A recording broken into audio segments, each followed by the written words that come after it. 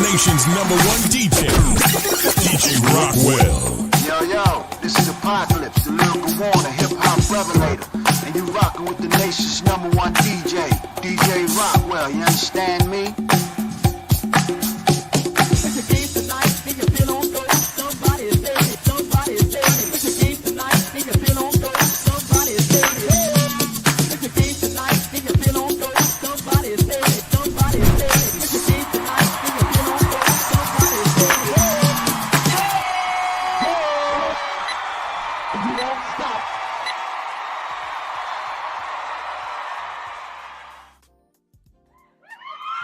Ladies and gentlemen, we're here, baby. I don't know where you are. I don't know what you're doing, but I'm hoping that you are joining us right here on the Rockwell Radio Show. This is your brother, DJ Rockwell. So glad to be back with you. This is our first show of the year. Come on, man. Come on. I'm excited because there's so much to talk about. And before I even begin, before I say anything like I said last year, I'll say it again this year, we need everybody to always observe the 3 standing rules of the Rockwell Radio Show. And that simply means to hit that like and share button. Number 2, tag somebody. And last but not least, if you're watching via YouTube, go ahead and hit that subscription button. And one thing we're doing this year that we didn't do last year, I went ahead and took a leap of faith, and we are expanding the Rockwell Radio Show. We now have the audio only podcast you can find everywhere.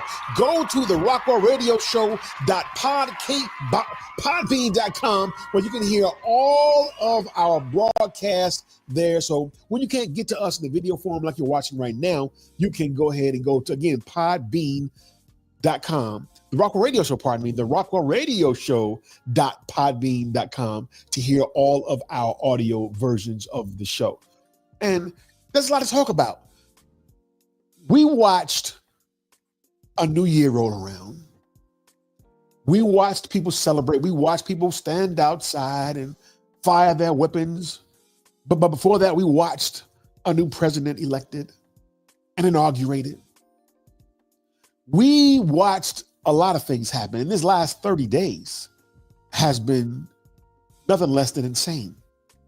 It's been nothing less than an incredible journey to watch. And we watched many podcasters, many social influencers go before you to talk about all of it. And I decided, let me just sit back and wait. Let me just sit back and watch. And you may be asking, well, Vaughn, the subject you chose tonight, why did you choose a subject that everybody is already spoken about? Sometimes I've learned you got to sit back and see what the heart of the issue is. See what the core essence of an issue is. And in my humble estimation, there are many of us that did not discuss the true essence of the problem as it relates to one Snoop Dogg. Before I invite my guest / co-host, I want to bring back again for the first show of the year, my producer, Big Dave C. Say what's up to the people, Big Dave C. Yo, what's going on, party people in the house? Listen up. Brother. We are back. I know it's February now, and I know it's no longer Happy New Year anymore. So hey, we're still working on making it that. So, I'm going to take this whole year to do what I can to make it a Happy New Year. So I guess we can start the first show of the year by saying Happy Black History Month. We can start with that. Sounds good. Let's make it a happy Black History life, doggone it. Let's start with that, man. Let's start with that. Snoop Dogg has been getting dragged, Dave. Yeah. He don't seem to be too affected though. I don't hear him crying out. You know, and the question that we're going to raise today, and we're going to bring on a brand new co-host to talk about it, is was it justified?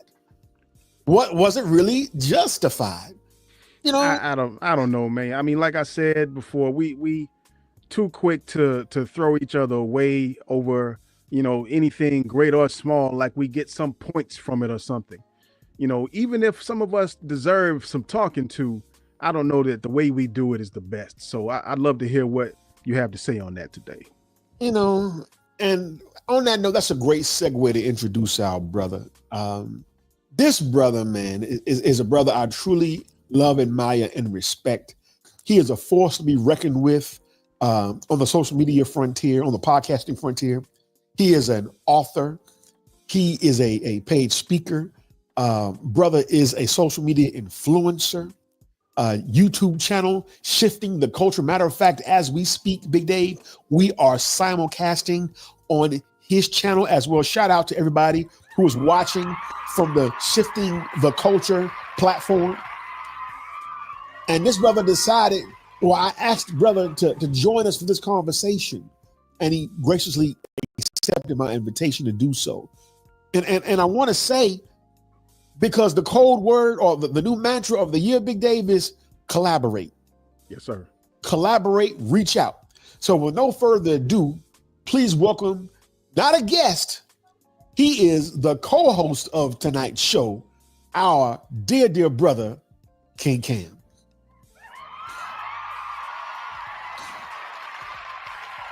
You muted, King. What's going on, family? What's happening? This the Rockwell radio show, right?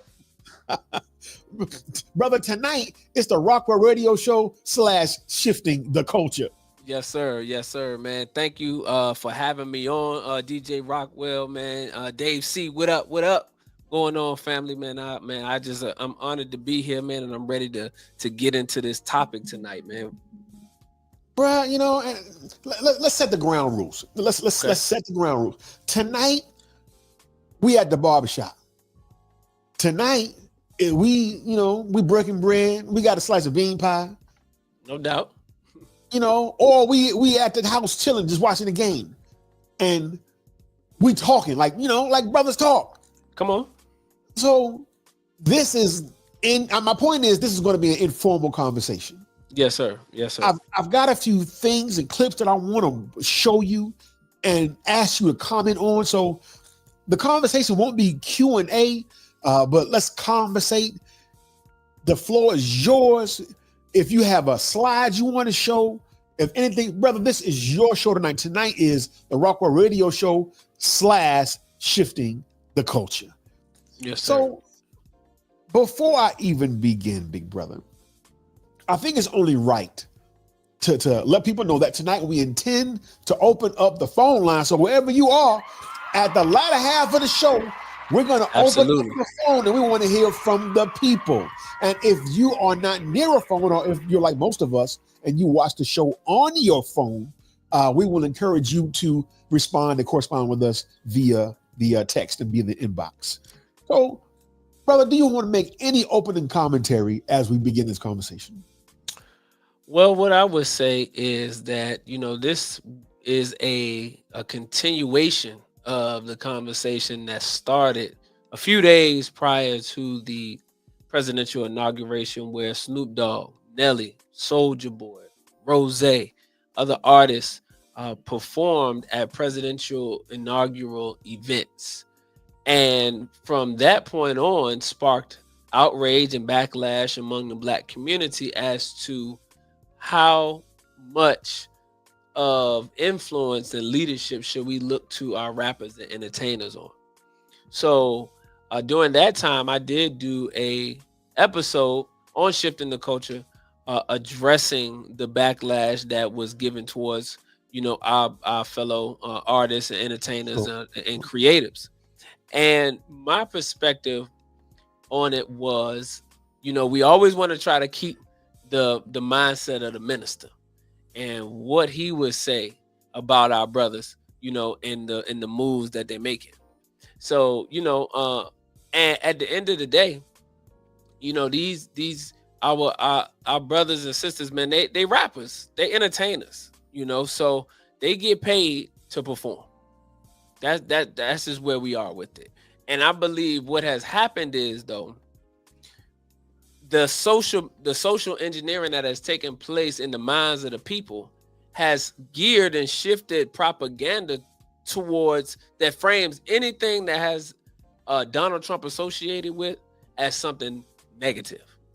So whether you are, performing at an event, whether you are seen taking a photo, whether you shook his hand or anything like that, once you have aligned yourself with President Donald Trump, you a sellout, you a coon, you not for the community, you done with. And that's the social engineering that has taken place because of the target that's on Donald Trump's back. And anybody that's been associated with him, has gotten that same backlash. So that's why I think we are with it. I don't want to say too much now because I want to get to some more of it into the show. But Sure, that's how I want to start. That's a great segue. Big Dave, now is a great time. Let's drop the introductory video to launch us. Watch this, y'all. Let's go. Hold on. Which one you pulling from now? Let's start with the intro video, Big Dave. Matter of fact, I think I see it right here. I got it right here, Dave. Let's go. All right, copy that. We gotta learn to pick each other up instead of pulling each other down. That's what we great at as black people. We great at tearing each other down. You could be up 1 minute and they'll try to pull you down the next. But I'm a strong black man. I'm cut from a different cloth. You can't tear me down. I'm one of God's child, one of his children. And I'm taking the load. What's up? So, of course, Snoop has responded to the backlash he received for performing for a Trump event. One of the things he pointed out was that we always stick together. We're good at tearing each other apart, which is pretty constant. It's pretty consistent when somebody gets into trouble. It takes backlash from the community. It's always a communal thing. It isn't any action they took. It is the fact that we can't stay together, that we can't stick together, that it's us always attacking us. But that flies in the face of the reality of what's happening right now.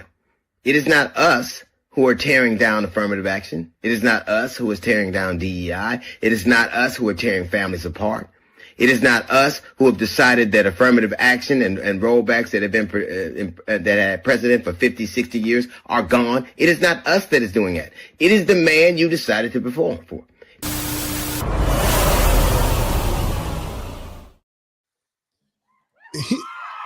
That, ladies and gentlemen, is the premise of the show.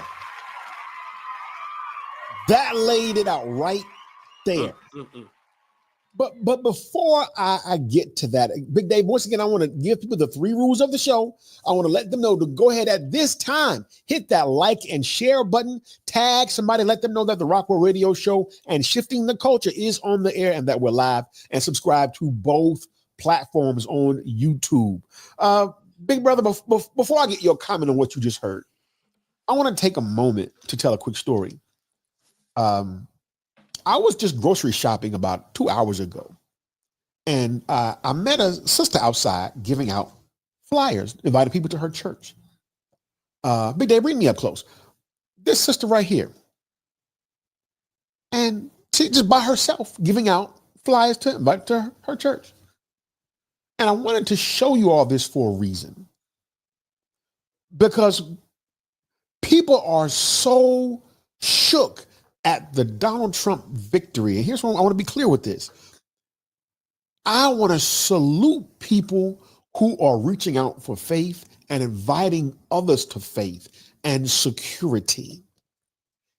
If you're going to church, if you're going to masjid, if you're going to temple, what you are rooted in is much stronger than anything any president in the office can do to you. My point is, now is the time for solidarity. So I want to shout out that sister who was practicing solidarity by inviting people to faith. Sister, this applause is for you.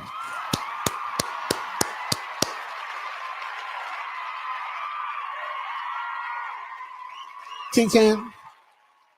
And also I want to shout out my sister, Heck of a Mech in the building. We see you.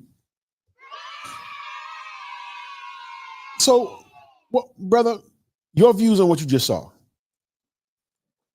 Well, I got a lot to say on DL Hughley and him giving perspective on the situation, because we know DL always seems to find himself on the in my humble opinion on the wrong side of a lot of these issues. Okay. Now, what again, this is the social engineering that I was speaking about earlier, because we have to know and understand that DL Hughley was part of those who was pushing the Democratic line. DL Hughley was one of those who were, have always pushed democratic liberal policies, and Sure. always has been one who is pushing our people to go out and vote, and to put these Democrats in office. Right. And so obviously the Democrats lost, and there was an initiative and an objective, as we all watched everything play out, to try to stop Donald Trump. So they tried to arrest him. They tried to, remove him from the ballot. They tried to, impeach him. They tried to do everything that they could to stop this man from even qualifying to be in the election. Then once he qualified to be in the election and they couldn't stop that, then they just went to try to tear him down the whole election while lifting up their candidate. And let me say this: this is not me defending Donald Trump, but I'm Sure. pointing out. I have to point out what took place so that we can get to DL and Snoop and others. So we know that was the campaign, and the language that you heard around the campaign trail, especially around Donald Trump, was that he was a threat to democracy. Right. He was a threat to democracy. And if he takes office, all of your rights are going to be taken away. You're going to go back to slavery. He's going to take away all the rights for women's and Muslims. And, he's going to do all of that stuff. So it was a lot of fear mongering that was going on. Suffice it to say, he still won. He kicked their butt. He still kicked their butt. He did that. He did. And he won. So now he's in office. So you're dealing with people now who put all of their energy. You saw all of the reaction videos to when Vice President Kamala Harris lost. When she lost, the people were shaving their heads. People were crying. Like, our people was really, really up in arms about her losing. I've never seen that before, by the way. Oh, yes, sir. It was on TikTok and on Instagram Reels. Our people lost their mind because Kamala Harris lost. And let us also mention the fact that they didn't, Kamala Harris, if you understand politics and you understand, how these things go, she was not even given a fighting chance to win or compete. And, we looked at all of the different, things that transpired. Remember, Joe Biden he was supposed to be a gap president, meaning he was just supposed to be in for the gap, and then they was preparing somebody else to actually go against Donald Trump. Then he decided, hey, I'm a run again, But then after they saw the debacle in the debate, they said, no, we can't do this. But they hadn't prepared anybody to follow up, so they just stuck our sister in there. They stuck Kamala Harris in there, Vice President Kamala Harris, and she didn't even have a shot to win. So now the atmosphere has been set, right? That Donald Trump is this divisive human being that's a threat to democracy. So now he gets into the White House, and now you have everything that comes with it, the inaugural events and things of that nature. And obviously, Donald Trump is going to look to continue to pad himself and, secure himself within his constituency of Black America. So, Sure. of course, he reaches out to hip hop artists. And these artists come and they perform at the events. Now, this is a point that I want to bring up, because this isn't actually new behavior for Donald Trump. True. If we go back and look in the 90s, Donald Trump has appeared in many hip hop videos. Great context. Donald Trump has been mentioned in bars by hip hop artists throughout the years. Donald Trump has always been, finding himself in and out of those circles, been in the same circles. You've seen artists, athletes, and entertainers in the same places with Donald Trump. Young Jock famously said in his song, you know, in the hood they call me Black Donald Trump. Look at So that. you know, and so it was none of this. It was none of this threat to democracy stuff. And this was after he took out his full-page ad against the Central Park Five, because people bring that up about, oh, well, he took out the full-page ads on the Central Park Five. He did that Exactly. in the 80s. And then he was still accepted in the black community in the 90s. And you don't hear about any of this stuff until he decides to run for president. Explain that to me. That represents a huge intellectual gap. Please explain to me why you think that is. That we did not see an outburst, in particularly in hip hop, about the very fact that you just mentioned, that Trump was discriminating against black people in the 80s, in hip hop's heyday. Where was our voice then?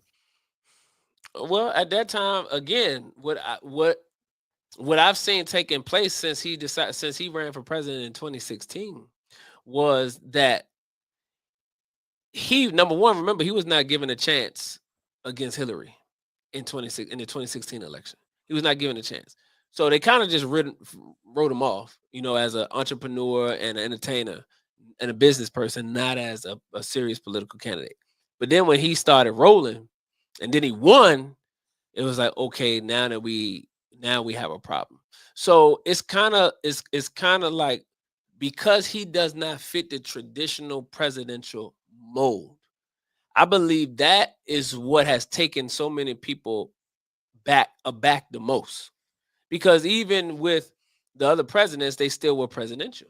And the minister said this in his Watergate press conference, that you want President Trump to be more presidential and dress in suits like the rest of the killers and liars, murderers and liars, thieves and liars. That's right? what he said. Paraphrasing what the minister said. He and this is what we used to. So because Donald Trump is not what we used to, he's gotten everybody upset. We didn't have the outrage back then because I believe we wasn't as politically mature at that time as we are now. Number one. Okay. Number two, because remember, we was saying President Bill Clinton was the first black president at that time. You see what I'm saying? We was saying that President Clinton was the first black president in the 90s. That came to you. Yeah. So we had not matured enough politically, or and as well as knowledge, as well as knowledge of self and knowledge of the enemy at that time, to even recognize what was happening. So we was just, so everybody was cool. So they forgot about Central Park 5 in the 80s and the crack era. None of that stuff. Nobody was really heavy on that unless you was listening to the Honorable Minister Louis Farrakhan, right? And you was listening to some hip hop groups, but they were starting to phase the hip hop, the conscious hip hop groups, the Public Enemies and the Ghetto Boys and stuff was starting to kind of phase out in the 90s because they was bringing in NWA, gangster rap, all of that kind of stuff. So Biggie, Tupac, so they was getting away from the a lot of the conscious stuff, the hardcore conscious stuff, right? And bringing in other music. So our minds wasn't there yet. So Trump was able to skate on the Central Park 5 thing. Yeah, he was able to skate. Remember, they did Biden and Clinton and Hillary was on Super Predators and the 94 crime bill.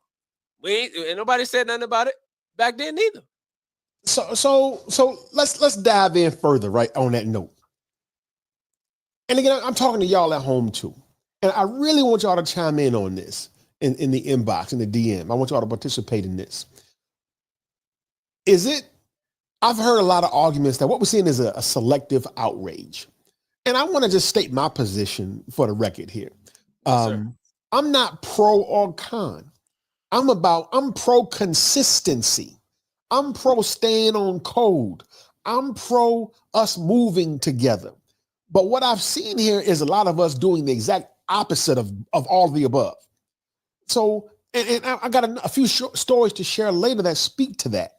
So when it comes to the claim of selective outrage, do people who have that position, do they have truth on their side?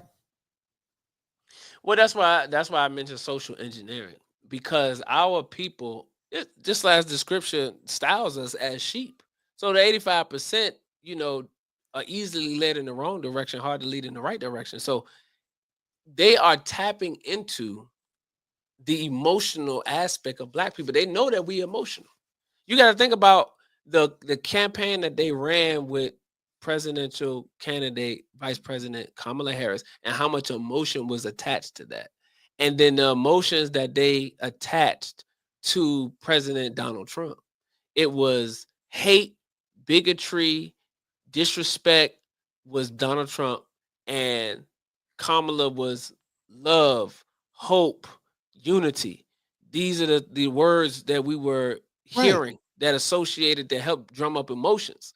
So the social engineering comes in because there's an emotional connection to both. And what happens is when Black people hear Donald Trump, they become enraged. Instant All knee-jerk because of the misinformation or disinformation or the type of media propaganda that's been put out. Now, is it fair game? Because what DL just said were facts. What we're witnessing happening right now, that ain't imagination. That's not emotion. We're seeing in real time rights being rolled back, freedoms being rolled back, good works of the Civil Rights Act being slowly peeled away. Mm-hmm. So people aren't imagining that fact. But they was upset with Trump before he started peeling that back. Before that. So there was definitely an emotional attachment there. So let's bring it up to why we're here. When we look at Snoop's 180, he made it, and we all saw the video. We all saw, I didn't even bother to play it because it's been played a million times. It's of him going from position A to doing a complete about face. Right. It is my opinion, Cam, that's what people are linked on to. It's the hypocrisy. You can't be a hypocrite in 2024, 2025 and not get called out on it. Is that what people mostly are mad about? Well, is he a hypocrite or has he been further educated? Because lay that out for me. People have I'm of the position that people have an opportunity to change their mind once they come into new information. So back then, he might have drunk the Kool-Aid. I'm pretty sure he drunk the Kool-Aid. Okay. Because remember, Steve Harvey did the exact opposite. When President Trump won in 2016, Steve Harvey was amongst those entertainers that went and met with Trump. Him and some other Black pastors and things like that. They went and they sat down with Trump. Remember that? That was a big thing. Mm-hmm. And then now, fast forward to 2024, Steve Harvey is on the Kamala Harris bandwagon, and he talking trash about Trump. So he said you can easily take the same position with Steve Harvey. Well, why did you switch? Are you a hypocrite? Right? What made you change your mind? So again, I don't think it's hypocrisy, because I believe a person has an opportunity to learn more and then make a more informed decision. Now, we sitting up here talking about it, but it should be where Snoop would come out and give some context around why he changed his mind, right? Because then we wouldn't be speculating. You can say, hey, listen, this is reason why I said, I know the video been circulating, and the reason why I felt that way back then was blah, blah, blah, blah. Does he owe us that? Yes. I believe when you have a platform that influences the people, then when you make moves and the people are having questions about them, then yeah, you should provide some explanation. Let me stop and do a quick station ID. We almost at the halfway point. Everybody, you got my man, Brother King Cam. You're tuned in to the Rockwell Radio Show. You are also tuned in to Shifting the Culture Podcast. That's right. Please take a moment to hit that like button. Take a moment to hit that share button, y'all. And by all means, subscribe to the platforms. Both are on YouTube, the Rockwell Radio Show. I hope you're watching there. And again, salute to everyone from Brother Cam's YouTube channel, Shifting the Culture. And also, again, this year in 2025, we're doing something brand new. We have now established our Podbean platform, and you can go to the Rockwell Radio Show.podbean.com, and you can catch all the audio only versions of these podcasts. So we are now streaming everywhere that podcasts are heard. So catch up. Let's get with it. That's lit. Now, I need to get on Podbean. Oh man, it's popping. It's popping. We're trying to do more this year. Yes, sir. Yes, sir. We're trying to do more. I want to shift the conversation because later on we want to open up the phone lines. I want to hear from y'all. Last year, I had a great conversation with student minister Demetric Muhammad. Yes, sir. And I asked him, were they being politicians, our hip hop artists as weapons against us?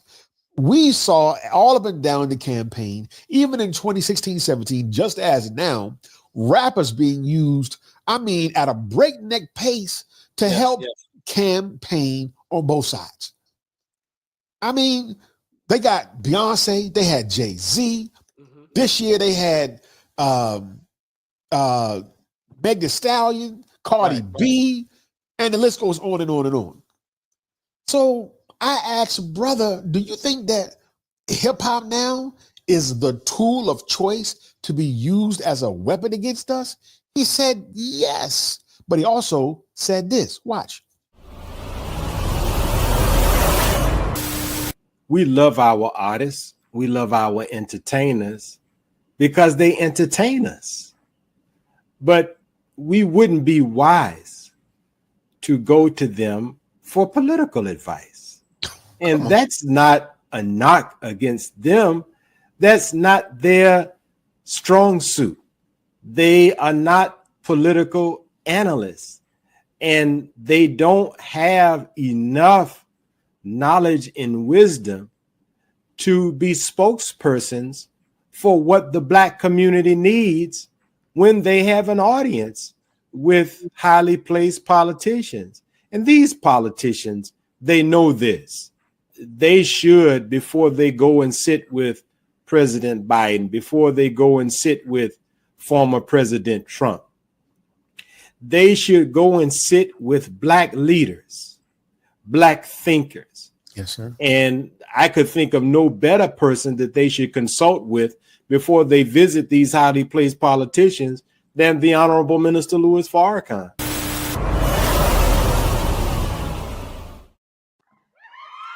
Shout out to my big brother, Student Minister Demetric Muhammad, always offering something of wisdom and value to say to the conversation. So that same question to you, bro,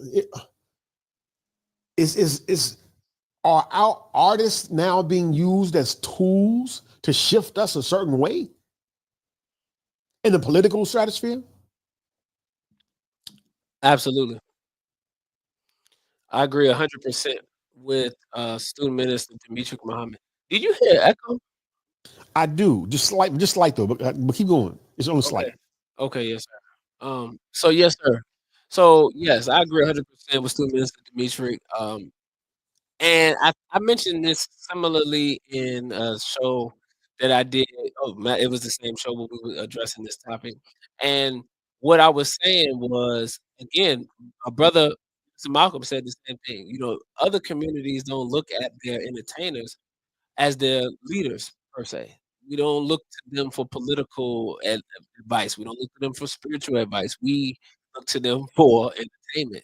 And this is why we love them, as Student Minister Dimitri just said. So we get ourselves caught up because, we look to them for the wrong things. I believe somebody said, I can't remember who I was talking to, but they were saying that Black people are attracted to success. So because Black people are attracted to success, Black people gravitate to the things that entertainers say and do, even if it's outside of their wheelhouse, because they're successful. So they think that because they're successful in one thing that they got an insight or they may have knowledge on this particular thing or whatever the case may be, and that's not the case. So one thing that you noticed in the civil rights movement with with Dr. Martin Luther King and Malcolm X were the artists and athletes that came to support the movement, but they deferred to that. They deferred to Dr. Martin Luther King. So you had a Jim Brown and a Sam Cooke who were a part of the movement, but they deferred to Dr. King How and they about it? deferred to Malcolm X as far as the speaking and the teaching and the education of the people, right? But they were involved in the movement. They supported the movement financially because they understood the importance of finances in order to keep progress. And I believe that that marriage of our entertainers and athletes has to come back. That has to be reunited, reinstituted, because it's not going to be one person or one organization that's going to help create truly all Come of our on. people. But it's going to take a collective effort, but people just have to know their role. And right now, Black people are looking at artists in the wrong role, and artists and entertainers are operating in the wrong role because, as Minister Demetrius said, they don't have the wisdom to know how to sit down with the president. See, when you're talking to these presidents and these politicians and these different leaders and things of that nature, this is mental gymnastics at another level. Come on. Kanye, Yeezy talked about this. Ye talked about this. When he's playing chess on another level when you dealing with these high level execs of these companies, when you dealing with politicians, presidents, and people like that. So you In just fact, can't let me come in jump all in willy to nilly. answer Heck of a Maker's point or question. Heck of a Maker asked, didn't Hillary Clinton say something about that? And the answer is yes. Dr. Wesley, when he was on the show, he made the point that it was Hillary Clinton who said in an interview that we use hip hop as, I want to quote him right. Hold Like, on, I think I got the quote. Let me see if I can grab the quote. please do something that hip hop like 3D chess. I don't want to misquote it, but multiple level like chess pieces on a board was in effect her words is how hip hop is used. And that it was at their beck and call. So we got to change that. I want to say my big brother, Steve Chase in the building. What's good? What's good? As he looks that up, I also want to go, and we're about to go to break in just as a quick second. I want to go back to that emotional piece for a minute, y'all, because we want to get some phone calls in, because this is really the point I want to get to. Us trying to move on code. We saw so much overwhelming emotion. I've been watching the IG page. Yep, there you go. I've been watching Snoop's IG page just to see how he handled the backlash. Right. Was horrendous. It was absolutely over the top. I saw in Forbes magazine that he lost 500,000 followers. And the ones who remained came to his page every day just to call him a coon and a sellout. On every day for a week straight, people came to his page just to throw rocks at him. Blew my mind. So is that an overreaction to see, did they love him that much where they felt like one of their heroes turned their back on him? Did you put that much investment of energy and emotion into an entertainer? And if so, why? So I got the exact quote of Hillary Clinton. To the point that you made prior to this, Please, where thank it says that Secretary of State Hillary Clinton on hip hop as a tool at the U.S. government's disposal. So we move a lot of different pieces on the chessboard every day. It's a multi-dimensional chess, if you will. hip hop can be a chess piece? Absolutely, Clinton laughed. And this was CBS News Sunday morning to July 4th, 2010. So, as Hillary Clinton just mentioned, that you know, it's a multi-dimensional chessboard when you getting on those levels. And if you on those levels, you got to understand how the players are thinking and how to move your pieces. But more importantly, she said that hip hop is a tool that can be moved. So we have to always keep that in mind. And again, when it comes to Snoop, I believe our people dislike or hate Donald Trump more than they are actually dissatisfied with Trump. I mean, excuse me, with Snoop. So because Snoop aligned himself with Donald Trump, which is being put up as a symbol of hate and division, then they feel like Snoop in and of himself has aligned himself with things that don't that people don't subscribe to in their principles. So it's deeper than Snoop. I really believe that a lot of our people believe that Donald Trump is an enemy to their core values.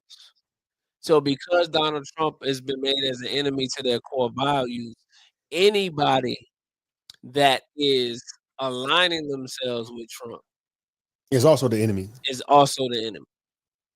That's a good stopping point. Ladies and gentlemen, we're about to go to the break. Don't go away. When we come back, we're coming to the phone lines. We're coming to the text. We're coming to the DM. This is DJ Rockwell. My co-host in the building with me tonight is Brother King Cam, host of Shifting the Culture podcast. Yes, sir. Stay right there. Do not go away. Yes, sir.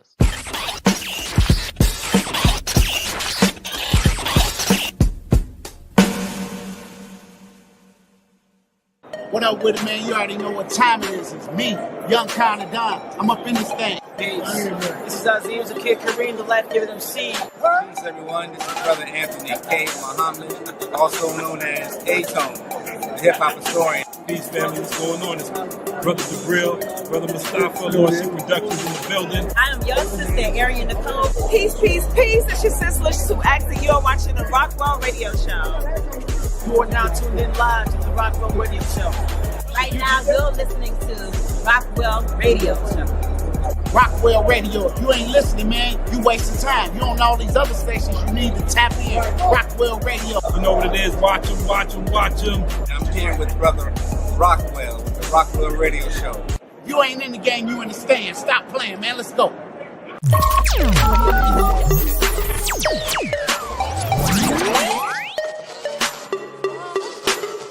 When last time you bought a Final Call? Oh, yeah, true. Yeah, man. You see what I'm saying? We always want to start. I mean, this is what I'm not doing. Yeah, everybody go buy a Final Call tomorrow. Everybody who watched it. The Muslims shouldn't have no papers in their hand tomorrow. Because you know what the Muslims going to do with the money? True. They're going to create other Muslims. True. You know what the Muslims going to do? They're going to keep your neighborhood safe. They're going to show your little girl ain't nothing wrong with wearing a long dress. They're going to teach your children they're the original people on earth. So you know what that little $2 going to do. So go and spend that little $2. True. True. That's it. True. That's it. That's it. That's it. Assalamu alaikum. This is your brother, Nuri Muhammad. And whenever I'm searching for a source or a platform that I can get some news that I can use, I look forward to and look at, watch and listen to the Rockwell Radio Show. And I hope you would do the same.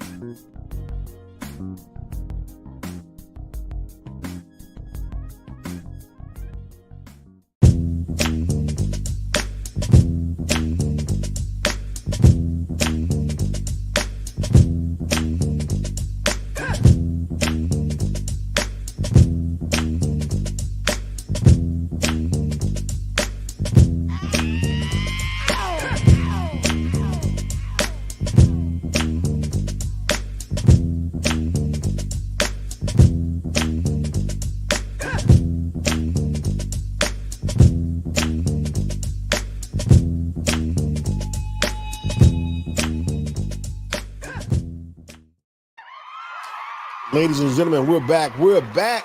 Yes, This sir. is the brother DJ Rockwell, host of the Rockwell Radio Show. And with me tonight is Brother King Cam, shifting the culture.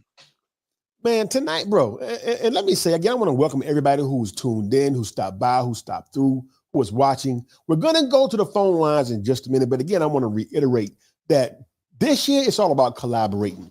We are also looking for those who want to partner with us. Commercially speaking, if you have a business, a product, or a service that you offer, and you are looking to underwrite, we are looking for sponsors for the program. Today, this year, I want to say it again and again and again. The key word is collaborate. We under attack, y'all. If we're not working together, we are signing our own death certificate. That's why I reached out to my brother and said, yo, let's work. Let's shift the conversation a bit. And it's right in line with what we've been talking about, and particularly as it relates to business. We saw that today in the news, people were going to launch an all-out boycott for Target. Target, yep. I saw you recently covered that. Can you just talk a little bit about, kind of like you did for the previous conversation, lay the base work for this conversation? Yes, sir. And it's amazing this came up because I had a beautiful conversation with our sister Tamika Mallory earlier today around Shout out to DEI. Yes, sir. And Target, right? So, you know, I did cover the outrage around, or the announcement that Target had decided to pull back their DEI programs and initiatives, while other retailers decided to keep them, such as Costco.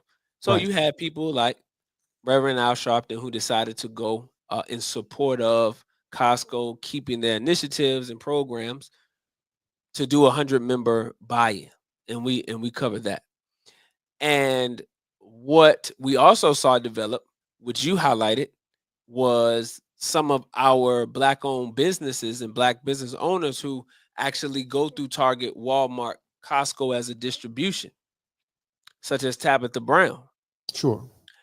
If you boycott those box stores, then you are also boycotting Black businesses who use those box stores for distribution. Mm-hmm. So shout out to you and the Rockwell Radio Show for that, because I highlighted that on my recent broadcast, in which you brought up about the distribution centers, which I also mentioned as well. And because that's important, we have to get warehouses, we have to get factories, so that we don't run into this problem. We can distribute all of our own products, and we can distribute our Black-owned businesses as well. Because Tabitha Brown made a good point from her perspective. So what does all of this mean? All of this come together.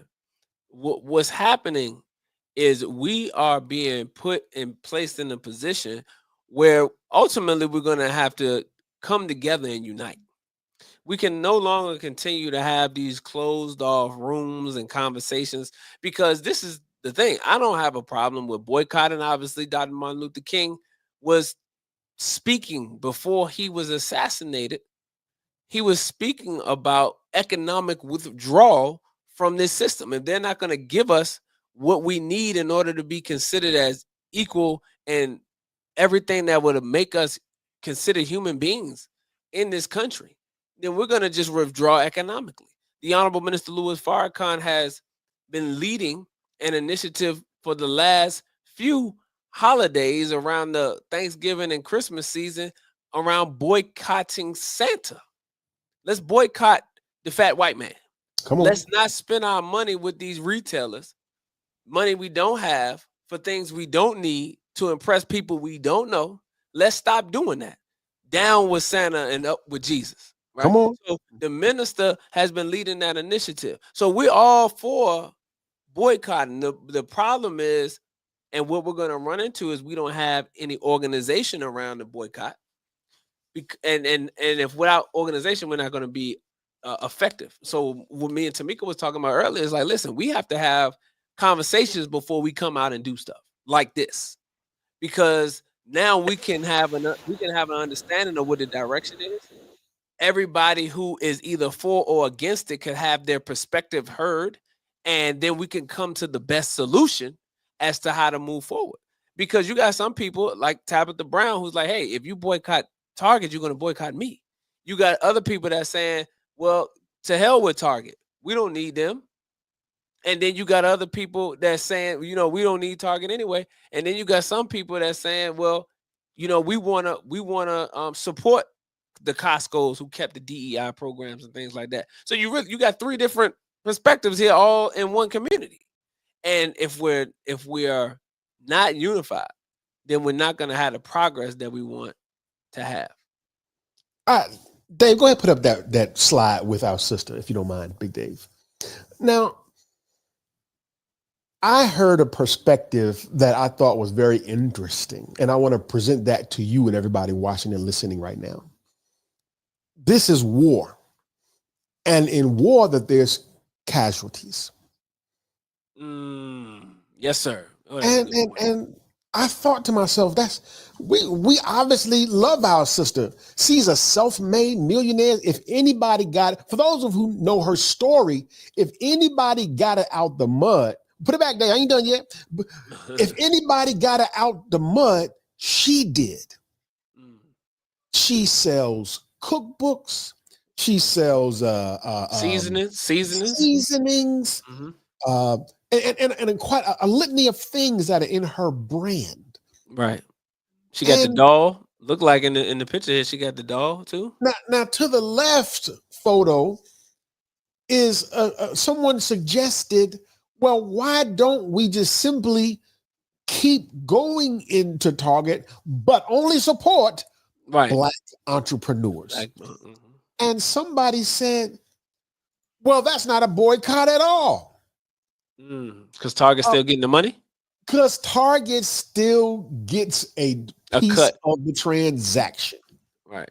And I'm now, Brother King, I'm gonna take it all the way up with this one. All right, now you can take it down, Dave. I'm gonna take it all the way up with this one. Allah says in the Quran, when the angels spoke to Allah, they said, would you slay the righteous with the wicked? Oh, yes. Hey, stay in the way. Get out the way. Is this an example of our people being in the way? Good point. What does separation look like for real? Right. You gotta get low. What say y'all at home? We about to open up the phone in just a minute before we get up out of here. We want to hear from y'all. Can we have it both ways? Can we still keep going to the I'm just gonna buy this. I'm gonna leave everything, but I'm gonna buy this. But still they get a cut. Yes, sir. You gotta that's a good point. Like? That's a good point. So but before we open up the phone lines, we're gonna take one more 1 minute break, and then we want to come to y'all at home. This is the Rockwell Radio Show. This is Shifting the Culture. Again, don't go away. Watch this very quick commercial. Oh, hey, hi there. And welcome to Meeting Me, my YouTube channel, titled Out of the Mouth of Dave. Yeah, out of the mouth. Out of the mouth of Dave! Yeah, like that. And welcome.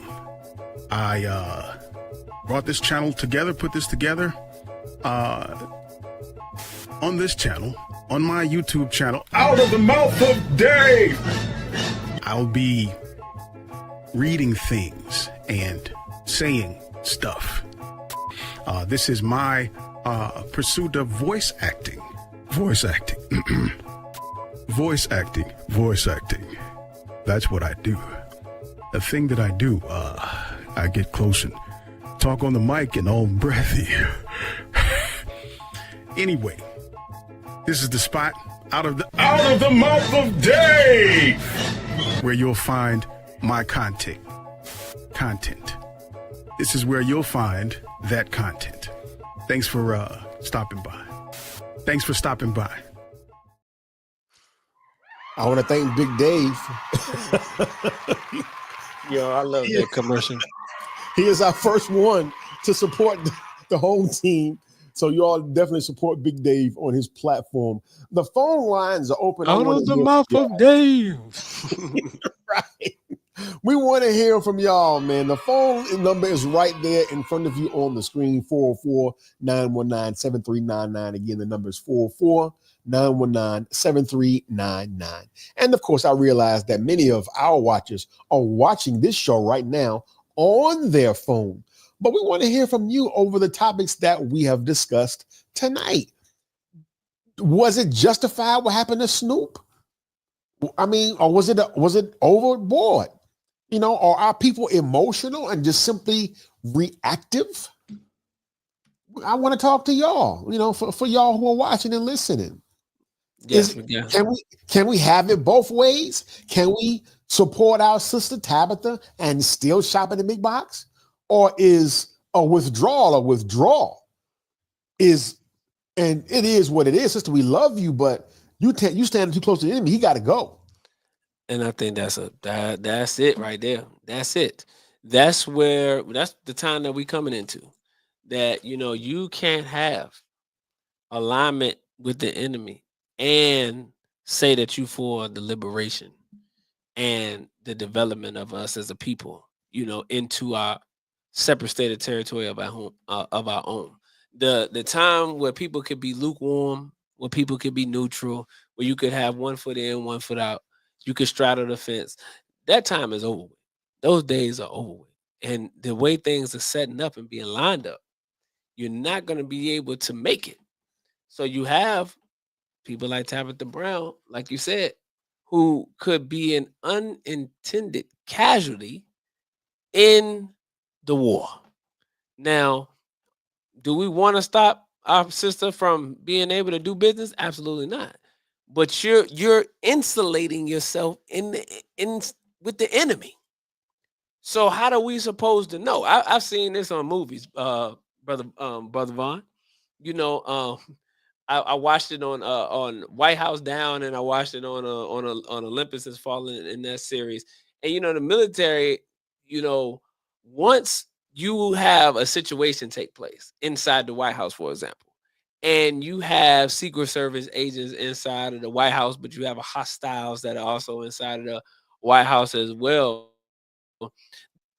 Minute the Secret Service gets in contact with the military, the Joint Chief of Staff that's outside at another location, you know, working on a plan to try to save those inside the White House, the first thing that comes up is the people on the inside, have they been compromised?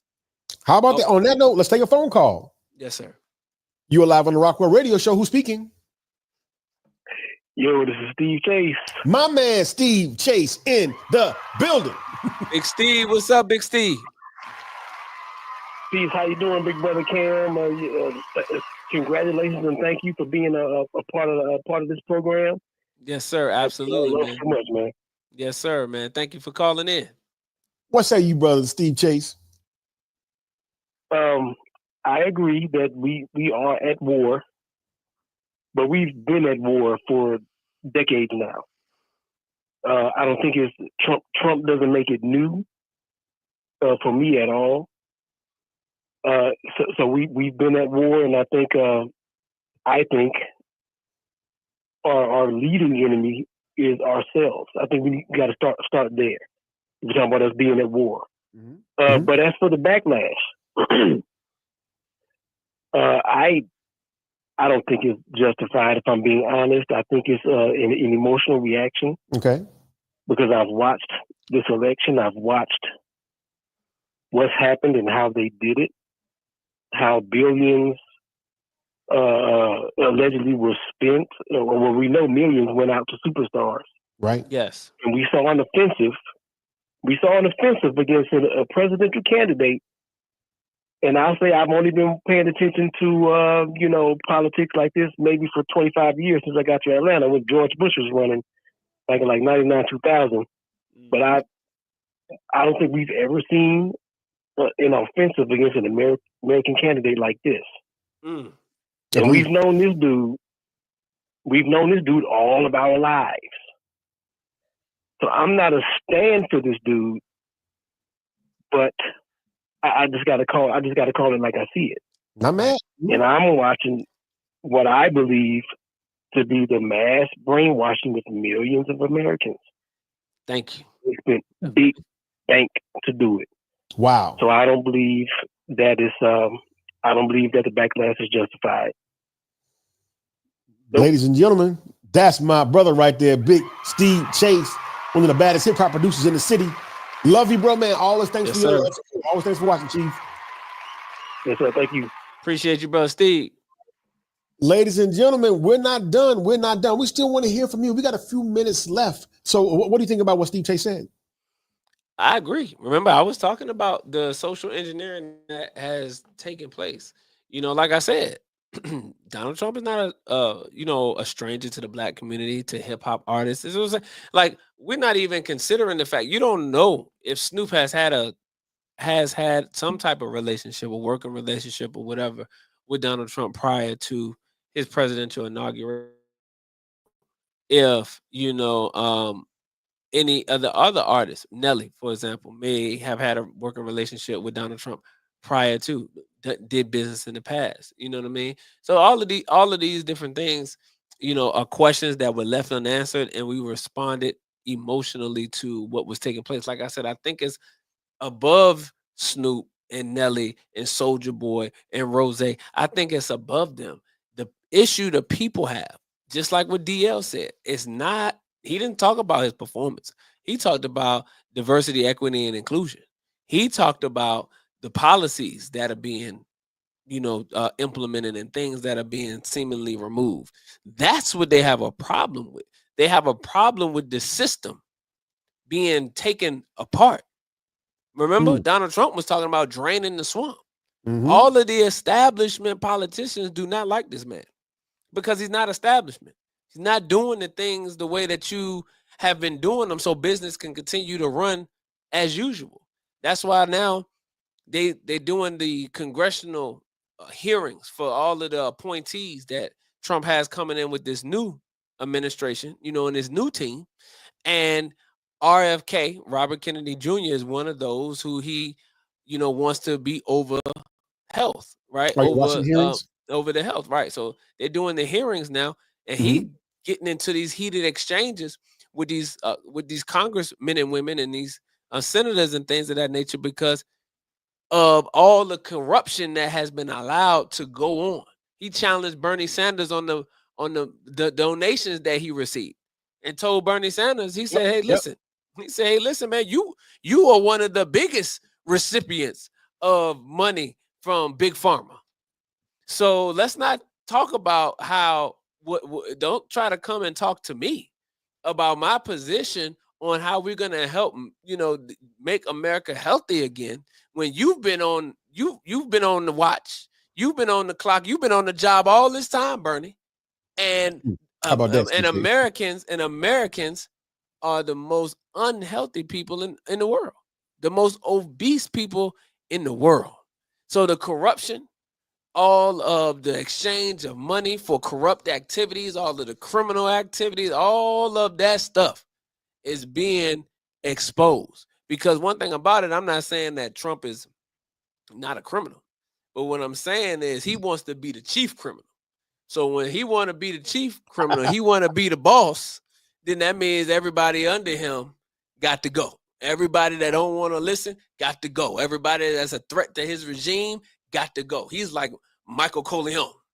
He don't want none of the heads of the five families around because it's the Michael Corleone show. So this is All the Donald day. Trump show. So if you ain't with the program, you got to go. Ladies and gentlemen, that's Brother King Cam. He is the host of the King, the Brother King Cam. That's who I'm with tonight. And his podcast is called Shifting the Culture. How often are you on, by the way? What is your show schedule? Yes, sir. We are on each and every Tuesday night at 9:30 Eastern Standard Time, family. So you can catch us on Facebook, YouTube, Twitter, streaming every Tuesday night with a new episode. Make sure that you come and tap in. The phone line is still open, ladies and gentlemen. You can call us because we really want to hear from you. This is not recorded.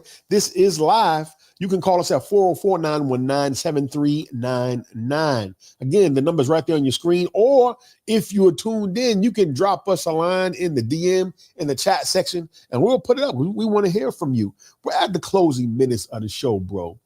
And I think because Black people are not a monolith, but there has to be some degree of us moving on code. Right. And I think, and this is the reason why I wanted to make the first live show of the year this topic, because everybody has made a podcast or made a comment or made a post on the conversation. But to me, we're not putting our finger on the pulse, which is, what are we going to do collectively? Some people are saying, you know what? The boycott is the right step. We have to raise our voices by withholding our dollars. True. To cancel Snoop is the right step. We got to raise our voices by withholding our support. Perhaps.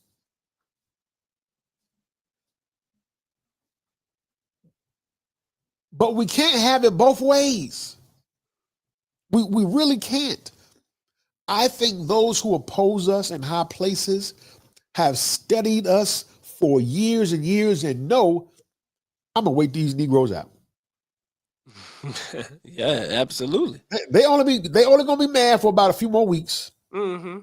and then it's back to business as usual. They can't resist Tarjay. They're gonna be back. Some of them probably, some of us are loud enough to say we ain't leaving, let alone be back. We ain't leaving. The NFL boycott, for example.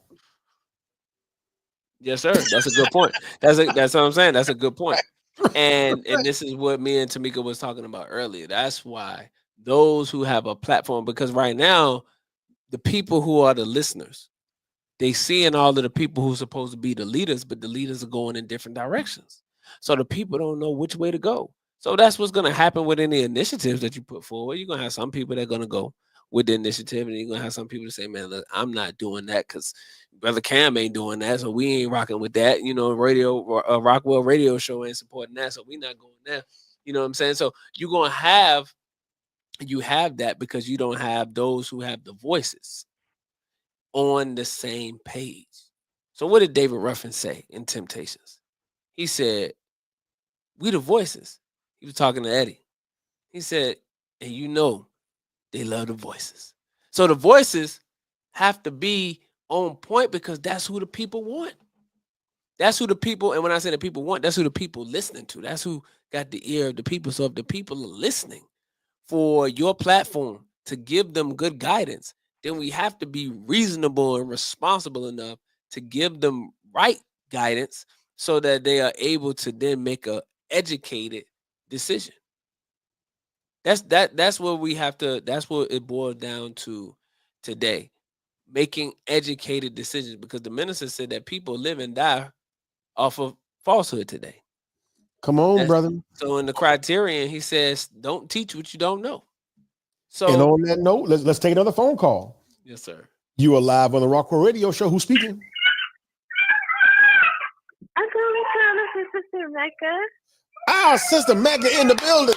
Walaikum salam.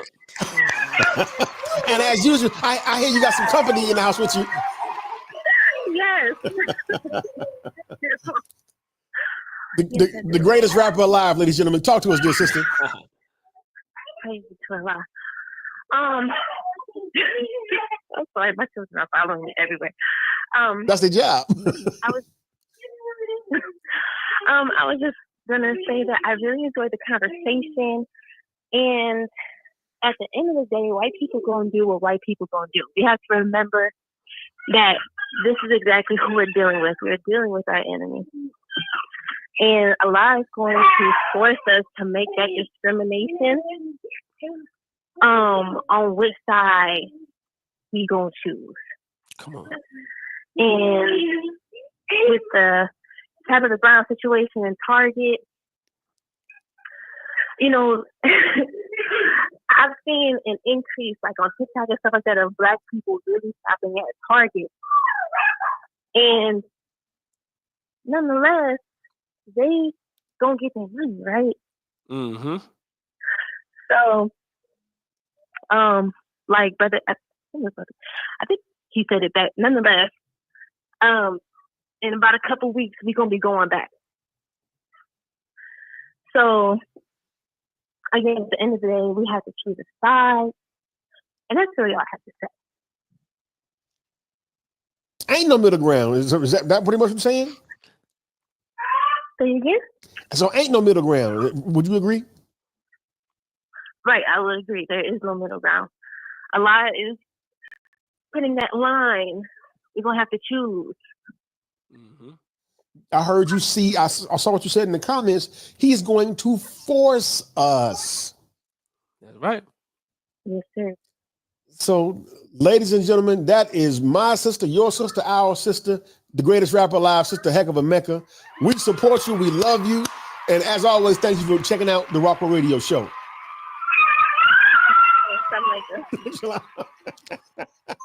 I love households with children, brother. Yes, man. Yes, sir. Yes, exciting sir. environment. Yes, sir. Yes, sir. Absolutely. And yeah, she absolutely has a point. God is going to force us. Allah is going to force us to unite, or you're going to suffer the consequences. The most honorable Elijah Muhammad said it: do for self, or suffer the consequences. So these are the consequences that we're going to suffer if we do not stop depending on, trying to integrate into, and trying to assimilate with our open enemy. That's not what God wants us to do. So in the Holy Quran, it says it like this. Could it be that you hate a thing that's good for you and like a thing that's not good for you? And this is where we find ourselves at today. Could it be that we hate the fact that we have to now go for self? Because what God is using Donald Trump for, as the minister so eloquently stated, to peel back the onion of white civility so that you can be fully introduced to Satan. And now that you fully introduced to Satan and what the plan is, which is to destroy you and I, what are you going to do to survive? And that's why, and that's what we have to ask ourselves today, because Donald Trump is an agent of God to help to usher in our exodus Say from that part this right nation. there. That's the underline, y'all. Right? Yes, sir. There. Donald Trump didn't get elected on a humbug. If you think for a second, I'm talking to y'all at home, that God's hand wasn't on the election of a Donald Trump, you are sadly mistaken. And I want to make this point in the conversation, King Cam. Yes, sir. Because I'm hearing us straddle the fence in a way, and I want you to hear my point on this. We agree that a choice has to be made. We agree that in a battle ain't no middle ground. Mm-hmm. In a battle, you with the ops or you with us. You either with us or you against us. Now, coming back to the Snoop argument, he, by all intents and purposes, is standing what people are going to say is the ops. If we're going to ride on Donald Trump politically, socially, or economically, or if however you would do such a thing, right. Snoop would be a casualty of war. Mm-hmm. Is or is that not fair game in said situation? I believe it is fair game. And this is why I believe it's fair game. Because our people, through the Honorable Minister Louis Farrakhan, have been given a clear choice. We've been given clear guidance, straight truth, plain truth. So plain that a fool cannot error. Come on. So you've been given all that you need in order to make a educated decision on who you're going to stand with, who you're going to stand for. And at this point in 2025, if you still straddling the fence, then you become what they call a casualty of war. Because we don't have time to continue to play these games, get into these negotiations with people and talk around the subject and beat around, all around the mulberry bush and all that kind of stuff. That's not the type of conversation that we in. See, going back to the Godfather, see, you have a wartime consulary. I'm pronouncing it right. Conciliary is the word. Conciliary. Thank you, sir. Mhm. Yes, you have a wartime conciliary, and then you have a peacetime conciliary. Now, remember, Michael had to remove the conciliary that was with his father because he wasn't a wartime conciliary. And we have to remove those whose rhetoric and whose moves, whose ideas don't fit the time. See, the minister talks about the time and what must be done, and time dictates the agenda.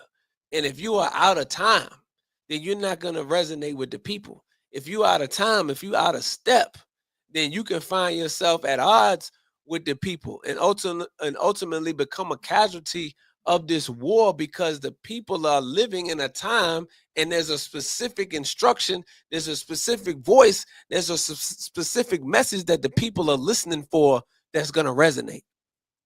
And unfortunately, this is not the time for you to be on the wrong side of history.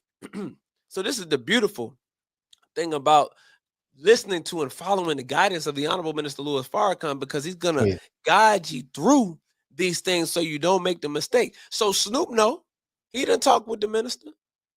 Rose, no, he talked with the minister. All of these rappers and entertainers, is probably not many of them who have not sat down and had an audience with the Honorable Minister Louis Farrakhan, where he's been giving them wisdom and giving them guidance. So, but when you find yourself in situations that you shouldn't be in, just because you didn't listen to the guidance. You heard Jeezy after Jeezy had got out of jail, and this is after he has spoke with the Honorable Minister Louis Farrakhan, and he told him, he said, "Hey, Jeezy, you changing your message, they're gonna come after you." Come on. They come after Jeezy. Jeezy get locked up. He go through that whole situation. He come out. The first person he hears the voice of the Honorable Minister Louis Farrakhan, brother Jeezy, right? I told you, brother, they was coming to get you. See, but when you don't move immediately, not take it, listen to it, think about it, decide on it, all of that. No, when you don't listen immediately to the guidance given by the Honorable Minister Louis Farrakhan, there's consequences that you're gonna feel behind that, and the consequences are becoming more swift. They're becoming more frequent. Listen, as the days go on. Everything that the minister has said to us and that was going to happen is taking place. Everything that the Most Honorable Elijah Muhammad said would happen is taking place. So these men are not going to be made to be liars. And we have to decide which side are we going to be on. I don't know, brother, DJ Rockwell. If I would want to find myself on the opposite side of God and his divine Messiah in Christ, I don't know if I want to be on that side, because there's a story in the Bible, in the book of Exodus, of a guy named Pharaoh who found himself on the opposite side of God's wrath. And ultimately, after God plagued his people, the Egyptians, he ultimately killed them and removed them from the face of the earth. And there's nothing that you can do. I don't care how many advanced drones you have. I don't care. I saw this video today. They said it was President Trump flying in on Air Force One somewhere, and he had all of the fighter jets with him. And then they had this nice, cool fighter jet that could do like this hovering thing, like a helicopter, and came and landed and all of that kind of cool stuff. And I said, man, that's pretty dope. But they ain't got nothing on them baby planes. You better say it. They don't got nothing on that mother wheel up there. See, God is the supreme being for a reason. So there's nothing that you can put together that's gonna be more supreme, that's gonna be more superior in power than what God has in store. So you can't fight God and win. Speaking of can't plane, fight a let's movement. start landing this one. Now, if you decide that you want to vote Republican, does that necessarily make you the ops? No, sir. And the reason why, is because black people traditionally are conservative anyway. So it's not about Republican and Democrat. These are names. It's more about your values and what's your core beliefs. Where do they lay? Do you believe in traditional family? Do you believe in, marriage? Do you believe in, certain things? Is where you're gonna find yourself voting. Voting is about your values and what core values relate to these policies. So no, voting conservative or being a conservative or what they call a Republican, doesn't necessarily make you a op. I want to close with this story. And I hope that my brother, who may or may not be watching right now, I hope he doesn't mind me telling this story. As you know, and as you all know, Nelly performed at the inauguration night. And one of my best friends is Nelly's DJ.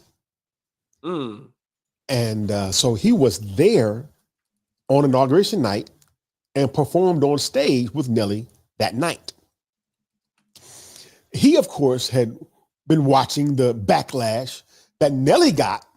And the very night that they performed, after he got off stage, he contacted me because he had saw the post I made about, the situation. Yes, sir.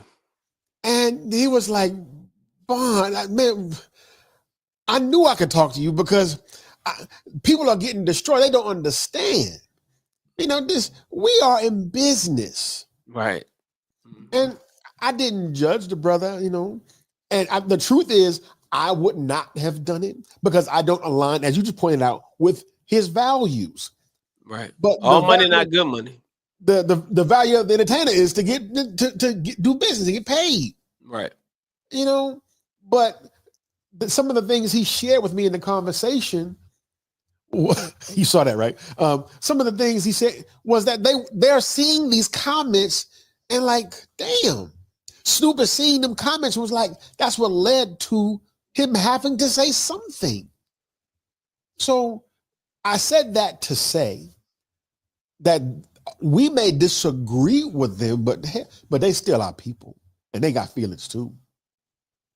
So although we may critique, though we may criticize, let us reach out to our people because they're still our people. They belong to us. They are ours and we are theirs. I'm not saying forgive Snoop. I'm not saying destroy Snoop. I'm not saying forgive Nelly. I'm not saying destroy Nelly. I'm saying let us get out of the habit of being so quick to throw our own away. Brother, last comments on you. Oh man, I really enjoyed the conversation. I really enjoyed being able to unpack this because it was so much to get into and so much that we didn't cover because all of this is the will of Allah.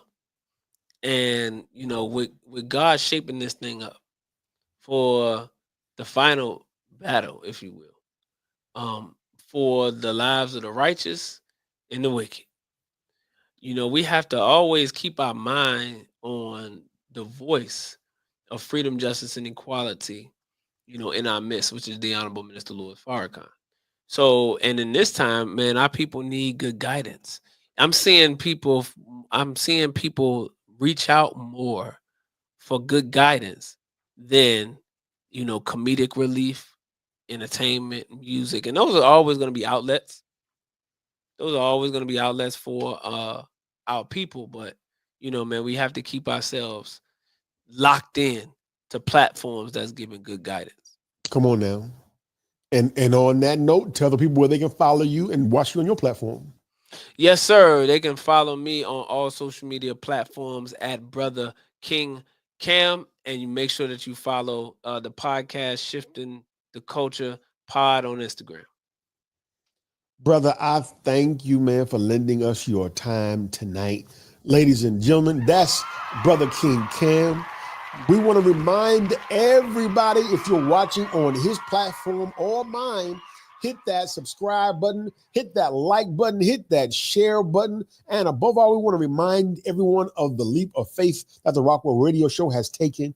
We are now reaching out to the world via the audio only streams. Anywhere where streaming a podcast can be heard, you can hear this at the rockwellradioshow.podbean.com. This is the end of the show. My brother King Cam, thank you again, soldier. Big Dave, we out of here. Y'all catch us next week right here on the Rockwell Radio Show. We are out. Out. Now, if you got past all of that, you might as well keep on rocking with us. So come on, everybody, let's go. Let's go. Radio show, y'all. The Rockwell Radio Show. Come on, Rockwell Radio Show, y'all. The Rockwell Radio Show. The Rockwell Radio Show, y'all. The Rockwell Radio Show. The Rockwell Radio Show, y'all. The Rockwell Radio Show. The Rockwell Radio Show. That means you too, Rockwell Radio Show. The Rockwell Radio Show. The Rockwell Radio Show. The Rockwell Radio Show, y'all. The Rockwell Radio Show. The Rockwell Radio Show. The Rockwell Radio Show. Come on now, y'all. Yeah. It's a dope episode, man. Come on now. Top tripping.